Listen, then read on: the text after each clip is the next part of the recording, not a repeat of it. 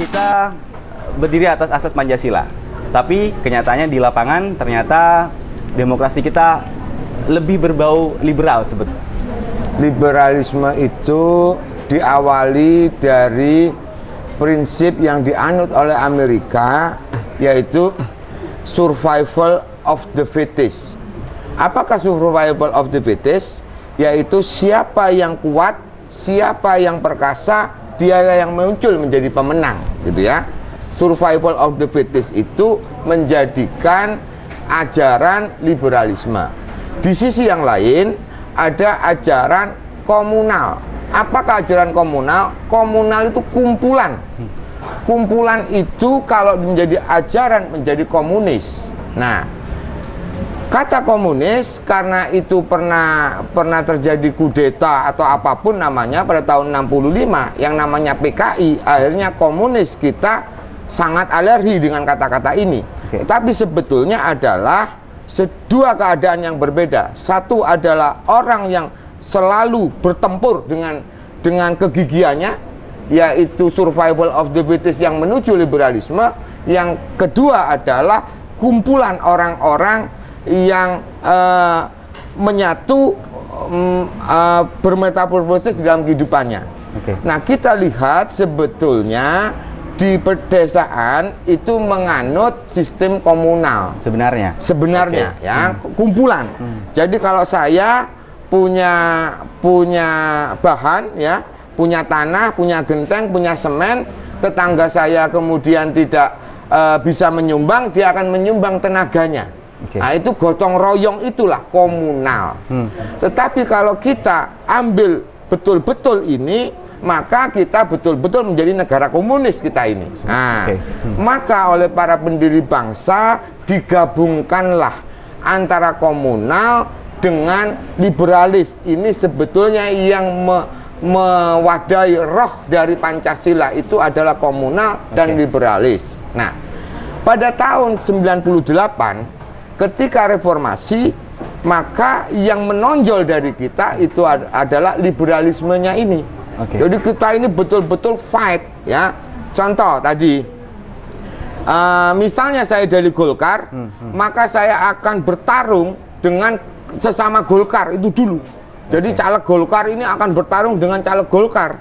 Nah, setelah saya itu merasa kuat, maka saya akan bertarung dengan partai lain. Nah, itu adalah survival of the fittest yang memang diciptakan oleh Amerika untuk mengkerdilkan bangsa kita. Apa yang dilakukan oleh pemerintah seperti itu, Pak, untuk kembali ke asas Pancasila?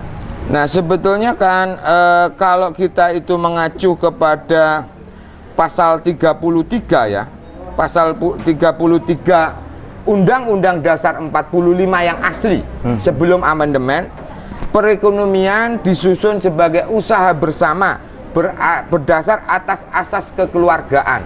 Nah, asas kekeluargaan ini komunal sebetulnya ya, itu yang diambil rohnya. Yang kedua, cabang-cabang produksi yang penting bagi negara dan yang menguasai hajat hidup orang banyak dikuasai oleh negara. Jadi artinya orang yang sangat kuat itu akan ditandingkan oleh negara. Jadi untuk kepentingan rakyat banyak. Nah, tapi kalau sekarang tidak pernah dikuasai oleh negara kita. Itu yang menguasai capital itu. Nah, capital adalah ujung dari survival of the fittest, kemudian masuk ke liberalis, masuk ke kapitalis. Sebetulnya itu. Nah, kenapa? Karena di dalam Undang-Undang Dasar 45 pasal 33 yang diamandemen itu menyiratkan demokrasi ekonomi. Apa roh dari demokrasi? Ada 4. Yang pertama kesetaraan, yang kedua kebebasan, yang ketiga keadilan, dan yang keempat hak asasi manusia. Selalu orang ingin sama. Padahal itu tidak demikian. Indonesia itu betul-betul saat ini disetir oleh Amerika. Saya tidak seperti teman-teman yang lain mengatakan ngambek gitu, pasti ini Amerika tidak. Menurut penelitian memang itu adalah amanah dari Washington Consensus yang mengatakan liberalisme, deregulasi, dan privatisasi. Jadi negara kita itu betul-betul sekarang sudah diambil oleh asing. Apakah perlu ada semangat resistensi atau perlawanan terhadap masalah ini sebenarnya? Jadi tadi, kita bagaimana mau melawan Amerika atau melawan Malaysia saja tidak mampu, melawan Singapura tidak mampu, karena lawan kita adalah PAN, lawan kita adalah Golkar, lawan kita adalah PDI. Itu disibukkan terus kita. Nah, itu sebetulnya lawan-lawan inilah diciptakan oleh mereka agar mereka beradu dengan dirinya sendiri, padahal itu sesama bangsa ini. Baik. Apakah juga pada akhirnya kita harus dengan membenahi atau bagaimana? Nah, kalau saya adalah perlu pada caleg yang terpilih pada tahun 2014 mempunyai sebuah kesadaran agar kita itu kembali ke Undang-Undang Dasar 45 minus pasal 7 tadi, itu penting, itu agar kita bisa menata betul sistem negara kita adalah presidensial. Yang bisa punya roh atau nafas presidensial itu hanya di Undang-Undang Dasar 45 yang lama sebelum amandemen. Banyak yang memprotes bahwa sebenarnya Indonesia sekarang sudah mengadopsi liberalisasi dan sebagainya. Tapi kenyataannya di Amerika pun menggunakan sistem liberal, tapi mereka bisa dikatakan besar seperti saat ini. Oh, jangan salah. Amerika itu pada waktu Great Depression itu tidak hanya menganut sistem liberalis murni, maka dia membuat welfare state atau negara kesejahteraan. Amerika itu malah sekarang napasnya, kalau bisa saya katakan, itu napas Pancasila sebetulnya.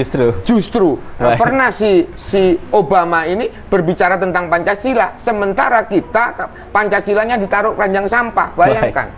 Ya, lalu butuh berapa lama Pak proses kita menyadari bahwa sebenarnya yang cocok untuk Indonesia adalah demokrasi Pancasila? Karena kita tahu bahwa Amerika perlu 500 tahun dan sebagainya. Kalau kita berapa ratus tahun mungkin? Oh, tidak perlu terlalu lama sebetulnya. Dengan sebuah kesadaran bahwa kita sudah letih di dalam melakukan demokrasi yang berbiaya tinggi, syarat dengan konflik. Ya, lalu Pak, terakhir nih sebagai kesimpulan, bagaimana ini Pak menarik benang kusut sekali lagi? Ini PR kita bersama. Bagaimana menarik benang kusut ini sementara kita terlena dengan liberalisasi ini seperti itu? Dimulai dari mana lagi seperti itu? Begini, kalau menurut Polybius tadi di dalam sistem pemerintahan itu, yang pertama ada kingship. Kingship itu pemerintahan kepada satu orang. Kalau dia sudah negatif, dia akan menjadi otoriter. Nah, kalau sudah jadi otoriter, kita harus berpindah kepada pemerintahan aristokrasi, pemerintahan yang dipegang oleh beberapa orang. Itu nanti kalau sudah bentuknya negatif menjadi oligarki. Kalau sudah oligarki, kita harus pindah ke pemerintahan demokrasi yang sekarang ini, hari ini kalau sudah menjadi mob rule atau anarkis, kita harus kembali lagi kepada kingship sebetulnya. Jadi seperti roda berputar, bukan maju mundur. Nah, dengan 15 tahun demokrasi reformasi yang kita ciptakan ini tidak memberikan manfaat yang banyak kepada bangsa, maka saya berangan-angan untuk mengikuti rule atau cycle Polybius. Kita pindah kepada kingship, yaitu sebuah pemerintahan yang kuat, kemudian presidensial itu tadi. Tapi jangan kita bilang kingship itu terus kerajaan seperti kita zamannya Kenaro atau Brawijaya, tidak, tetapi presidensial itulah sebetulnya secara konsekuen kita kerjakan kembali. Dan itu bukan pekerjaan yang mudah seperti itu ya. Betul Mas Tony, betul. Asas seperti itu ya. Betul Mas Tony. Demokrasi. Baik, dan Pak, kira-kira siapa ini Pak? Apakah benar jargon-jargon waktu reformasi dulu bahwa akan munculnya seorang Satria Piningit seperti itu? Apakah kita sedang menunggu itu? Karena melihat semuanya sudah konsisten dengan kekacauan itu saat itu jadi. Ya, kalau Satria Piningit itu kan memang ajaran Jawa, dan memang sebagian masyarakat itu mempercayai ya. Contoh dulu Noto Negoro begitu ya, no-nya Soekarno, to-nya itu Soeharto. Keterusannya tidak ada. Kalau saya sekarang plesetkan Noto Negoro, ro-nya itu mungkin Romai Rama begitu Mas. Baik, ya cukup mengkritik sekali. Baik, dan lalu kalau bukan menunggu seorang yang bisa menimbulkan leadership yang benar-benar tujuannya ikhlas mengatur negara, apa yang bisa dilakukan saat ini Pak? untuk semuanya seperti itu. Itu tadi harus masyarakat harus mendukung betul-betul seorang figur pemimpin yang memang tidak banyak janji, kemudian dia mau bekerja, mengerti tata kelola negara yang baik. Nah, itu memang pers yang harus memperlihatkan itu. Nah, karena kita itu tidak mengerti itu ya. Jadi pers yang harus memunculkan. Tetapi kalau kandidatnya itu sudah dari para pengusaha, nah itu pasti hitung dagang nanti jadinya. Oke, berarti kita sedang menunggu proses ini. Betul, betul. Menunggu proses pendidikan masyarakat yang baik. Betul. Baik. Ya, dan satu lagi Pak, terakhir ini untuk masalah di Jember khususnya, kita tarik lagi di Jember, yang bisa dilakukan agar masyarakat Jember paling nggak sebagai percontohan percontohan nasional sebagai utopia kita gitu. Masyarakat Jember melek politik keseluruhan dalam arti seperti itu. Ini tugasnya Pak. Tadi tugas terutama media, baik media cetak, radio dan televisi yang harus menjelaskan kepada masyarakat, tolonglah khusus untuk pemilihan legislatif janganlah mau menerima politik uang, itu saja. Jadi itu yang paling harus ditekankan. Ya. Dan sekali lagi butuh proses. Lama tidak? Ya harus dikerjakan sekarang ini dengan TV dari TV 1 Jember ini mungkin bisa menjadi pionir untuk menyuarakan politik yang bersih. Ya, baik. Ya, Pak Doni terima kasih waktunya bersama kami Terima di kasih. Satu TV. Sama-sama. Ya, dan pemirsa sekali lagi dari dialog ini kita mengambil satu kesimpulan bahwa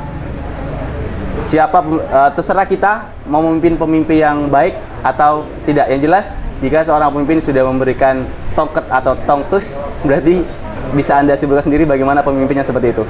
Sekali lagi, negara kita maju mundurnya terserah di tangan kita. Mau berpolitik baik atau kita akan menanggung resikonya selama 5 tahun ke depan. Dan akhirnya itulah untuk sesi kali ini. Saya Tony Kurniawan, bertemu di lain kesempatan di acara Dialog Gali Potensi di Jember Satu TV. Sampai jumpa.